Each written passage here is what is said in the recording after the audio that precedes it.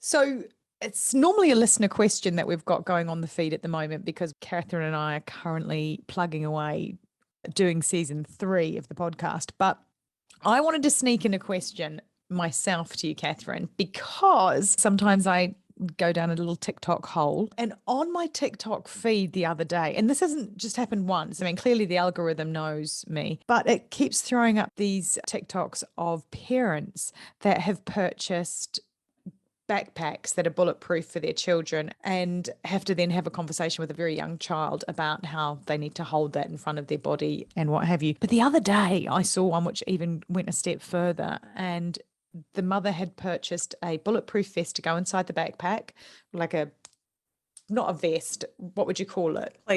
Plate. Right, a bulletproof plate that goes inside the backpack. But she'd also purchased, this is the thing I'd never heard of, and it was kind of like, oh my God, is this where we're at? She'd purchased, I guess they must have been fake blood tablets for the child to learn how to bite down on if she's in an active shooter situation and play dead. You're shaking your head because people can't see this, but I was the same. What's your reaction to that? I think you run the risk of traumatizing your child way more. And if you don't, your child's going to be using those little blood capsules on the playground to show his friends how cool they are. And that's, is there any age group that might be more appropriate for? She might have been talking about a teen that was. No, there's no age group where that's needed or appropriate. I mean, everybody's going to have their opinion on it. And I guess that's all I can give you is mine. But so with regard to the little blood caplets, the fake blood, that's nice that, that parent has access to theater blood, but I see zero reason why you wouldn't cause more trauma by having a young child have to worry about where is their blood capsule in case they need to bite down on it. That doesn't, no. What a sad state of affairs, isn't it? You pack your lunchbox and here's your blood capsules. And that a kid's going to get to that and know where it is and worry about where it is. That's kind of like when people talk about, I'm going to get a handgun. And sometimes they say, oh, I'm going to get a handgun because I'll feel safer. And that's their choice, of course. But I always say, all right, let's roll through. If you think you're going to get a handgun, what does that mean? Do you have children at home? Do you have anybody at home who would have access to that? Would you keep it loaded? Would you keep it unloaded? How would you transport it? Where are you going to get your training? How often are you going to get trained? Where is it going to be when you're not at the house? Where is it going to be while you're carrying it while you're at work? There's a lot of things that you have to understand about a firearm besides I'm going to buy one at the store. And that's the same thing that I think of. This blood caplet falls into the same category of, it sounds like a cool idea to be overreactive, but I can tell you I've never even heard a law enforcement officer say, hey, that's a great idea. Let's scare the crap out of some kid by giving him this little blood caplet and then teaching him how to bite into it and pretend that he has blood all over him. And I would just say this is a negative nanny here. Shooters aren't looking for a stream of blood out of a mouth. Shooters who come in and kill people, they shoot a lot of bodies. They're not looking to see, oh, this person's dead, so I won't shoot them again.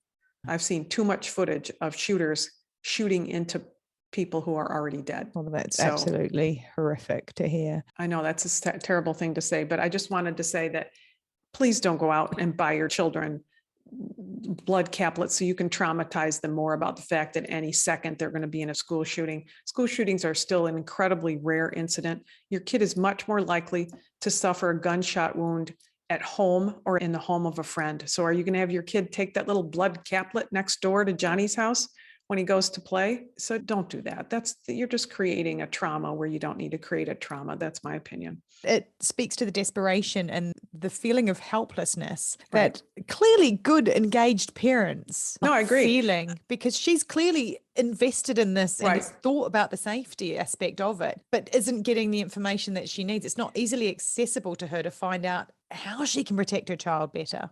I think that's part of it. I mean, it's like, drop a link to the podcast under her post, sorry. So true. Sorry, but I think you hit the nail on the head when you say people want to do something in trauma situations. I worked with the FBI during 9/11, and I was thankful that I had something to do on 9/11. Many other people were sitting at home and feeling helpless, like their country was under attack and they didn't know what to do on 9/11 here in the States. And I know if you're sending your child to school, you want to do everything you can possibly do. I don't think this is everything you can possibly do that's going to help. That's what I'm saying, not based on what I've seen. It's like saying, okay, I'm going to send my child with 2 extra spoons for lunch. Yeah, in case they drop one on the floor, that's great, but they're not going to, and they don't really need an extra spoon. Blood caplets are just not something that's going to keep them extra safe. Shooters come in such a rage and they move so quickly, and they're not looking for whether or not some kid has blood in his mouth. They're not getting that close to them. You know, I would say redirect your desire to provide safety for your kids in school by talking to the teacher, talking to the schools, talking to your child about what they can do in the rare instance. Make them, as they say, the gift of fear, make them understand that it's okay to be afraid and that it's a very rare circumstance.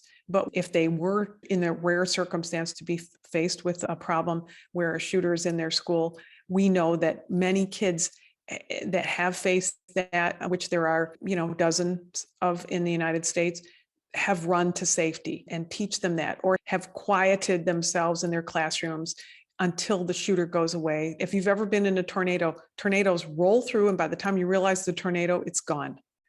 And like an everybody, earthquake. everybody who lives right in tornado territory can tell you that. It's like it was there and then it was gone, just like an earthquake. And that's what it's like with a shooter, right? These are 2 minutes or less usually. For most of these instances, it's a very brief situation where the shooting is actually underway, 2, 3, 4 minutes. So teach your kid to be quiet for 2 or 3 or 4 minutes if they can't flee the area. That's more empowering for your kid than telling them, hey, do this, blood caplet thing.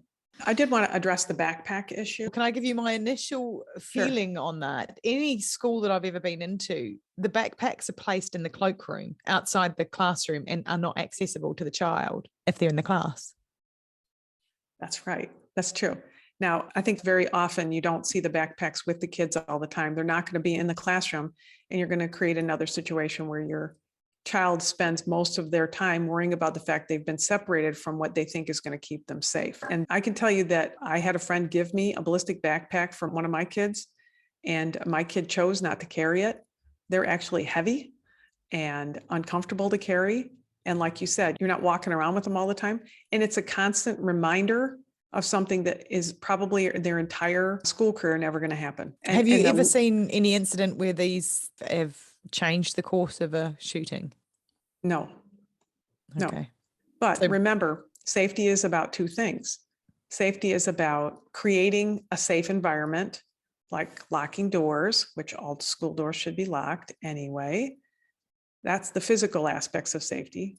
And then safety is also about feeling safe. So people are buying, ballistic backpacks because they want to feel safe. And my question to them would be, if you don't feel safe enough this year, are you going to buy them a ballistic helmet next year? What about a ballistic vest, which I have spent a career wearing, and they are uncomfortable and hot and bulky. And I will tell you also, not that any listener really wants to hear this, but some of these semi-automatic rifles that come in, they're going to go right through a ballistic vest. Okay. So, don't let your fear be so overwhelming. Don't follow the TikTok trend of, I got to get a ballistic backpack for my child. And I saw one of those cuts that you're talking about recently, and the mom was yelling at the child because the child wasn't holding the backpack up to protect himself enough. And yelling at the child, what do you say when this happens? What do you do? And she's yelling at him, and then he'd answer and she'd say, no, that's not what you say. No, that's not what you do. So here's a little child who looked like he was like 5 or 6, huddled in a corner of his kitchen, underneath the corner of the kitchen table, being traumatized when the kid probably hasn't had one day of school yet. I mean, these parents are all trying to do the right thing. They're all coming from a place of love and goodness. But what I'm hearing from you, and what I have learned from being on this podcast with you, is that these things happen like that. And you do not have time to get props, which is essentially what those 2 things are.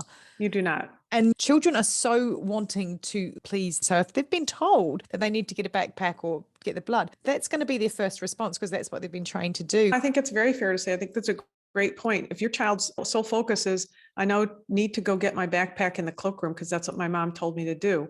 but maybe their teacher is telling them, you need to be over here and be quiet, or we need to go out this side door. The child is going to be thinking, no, my mom told me, my dad told me. And both the mom and the dad and the child and the teacher are all trying to keep the children and each other safe, but they're all at odds with each other.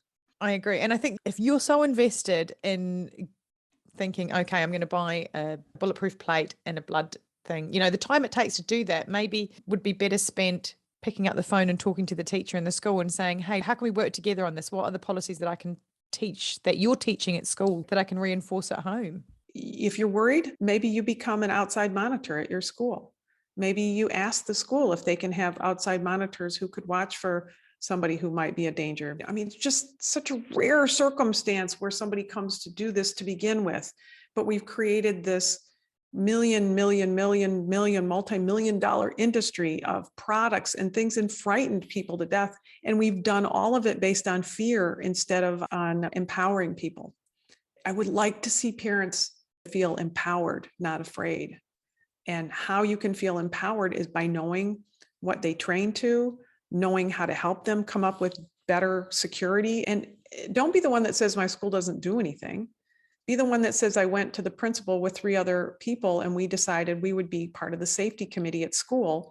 And we offered to help look for grants and look for ways that we could talk to local businesses because we needed $300 to change the locks on the doors. So the key lock from the inside of the classroom instead of the outside of the classroom. That one act can save a life. One of the teachers at Sandy Hook was shot because she stepped outside to lock her classroom door. My daughter's classroom only locks from the outside hallway. Wow. She has a school that was built a few years ago. Thing is, you can do a lot of little things. And I get it if you want to buy a backpack because you think that's going to make you feel better. I don't think that's the thing that's going to save your child. And I don't think a blood capsule is going to make your child even begin to feel better about feeling safe at school. It's just going to make them think there's a shooter around every door. And sadly, I think it's going to make you think there's a shooter around every door when there isn't. Better to empower and provide support for the school district or the school system or the elementary school. Talk to your kids about their training and talk to your child's teacher alone and say, what are you telling them? What are you going to do? I know this is a rare circumstance, but what would you do? What can I do to help you?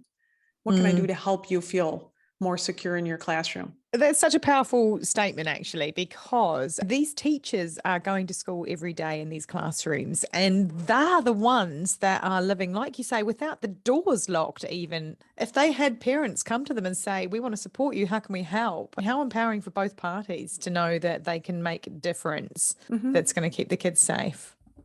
Doors are the start. Yeah. Lock the doors. Help your school district just lock the doors and maybe keep the blood capsules for Halloween.